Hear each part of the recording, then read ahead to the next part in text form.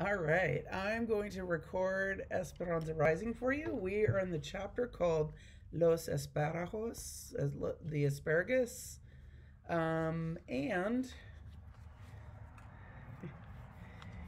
we're ready to go. Are you ready to go? I'm going to read it to you without my glasses because my eyes are kind of bothering me today a little bit. And so I'm going to try reading it without my glasses. We'll see how well that goes. Kind of having some eye issues today. All right. Several immigration officials, accompanied by police, began searching the platform, turning over boxes and dumping out field bins. Hortensia was right. They ignored the workers in their stained aprons, their hands still holding the green asparagus.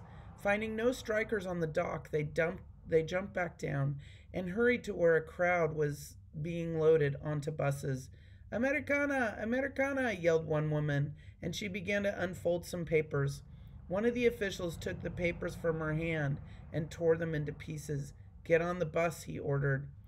What will they do with them? Asked Esperanza. They will take them to Los Angeles and put them on the train to El Paso, Texas, and then to Mexico, said Josefina. But some of them are citizens, said Esperanza. It doesn't matter. They are causing problems for the government. They are talking about forming a farm workers union, and the government and the growers don't like that. What about their families? How will they know? Word gets out. It is sad. They leave the buses parked at the station until late at night with those they captured on board. Families don't want to be separated from their loved ones and usually go with them.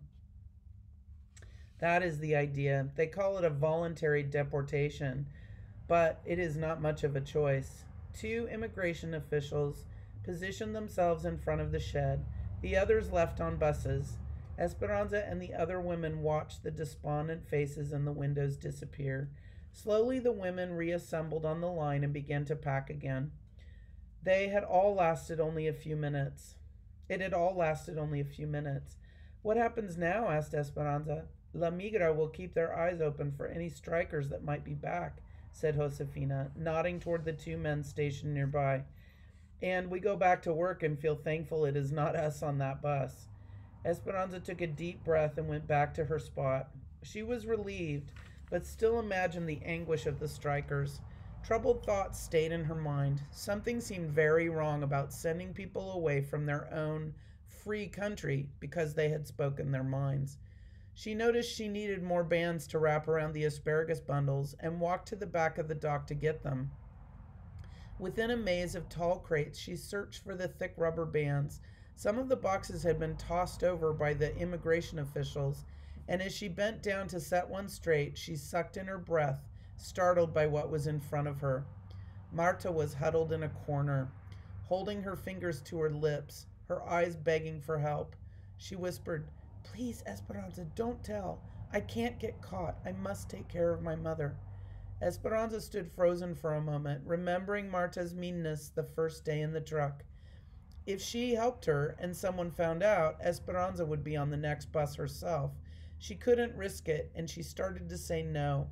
But then she thought about Marta and her mother holding hands and couldn't imagine them being separated from each other. And besides, they were both citizens. They had every right to be here.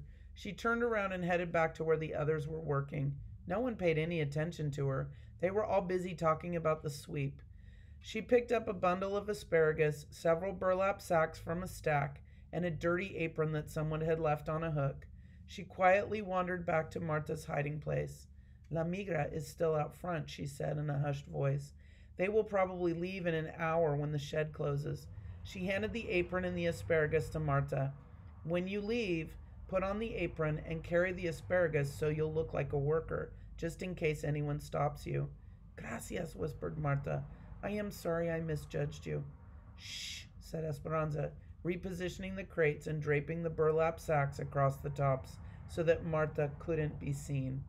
That was a pretty awesome thing to do, wasn't it? Kind of a risky thing to do. Esperanza called Josefina. Where are you? We need the rubber bands. Esperanza stuck her head around the corner and saw Josefina with her hands on her hips, waiting. Coming, she called, and grabbed the bundle of bands and went back to work as if nothing had happened. Esperanza lay in bed that night and listened to the others in the front room talk about the sweeps and the deportations. They went to every major grower and put hundreds of strikers on the buses, said Juan. Some say they did it to create more jobs for those coming from the east, said Josefina. We are lucky the company needs us now. If they didn't, we would be next. We have been loyal to the company, and the company will be loyal to us, said Alfonso. I am glad it's over, said Hortensia. It is not over, said Miguel. In time they will be back, especially if they have families here. They will reorganize and they will be stronger. There will come a time when we will have to decide all over again whether to join them or not.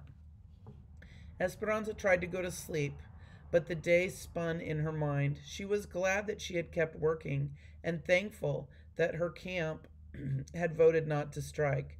But she knew that under different circumstances, it would have been her on that bus. And then what would Mama have done? Her thoughts jumped back and forth. Some of those people did not deserve their fate today. How was it that the United States could send people to Mexico who had never even lived there?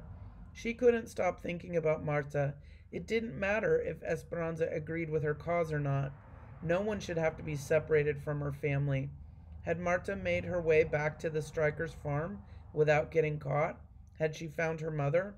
For some reason, Esperanza had to know.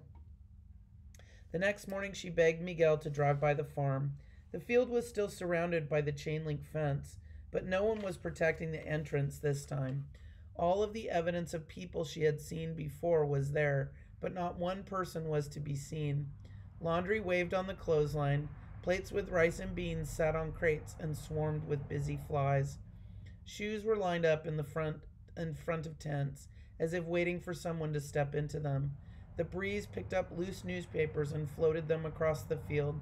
It was quiet and desolate, except for the goat still tied to the tree, bleating for freedom.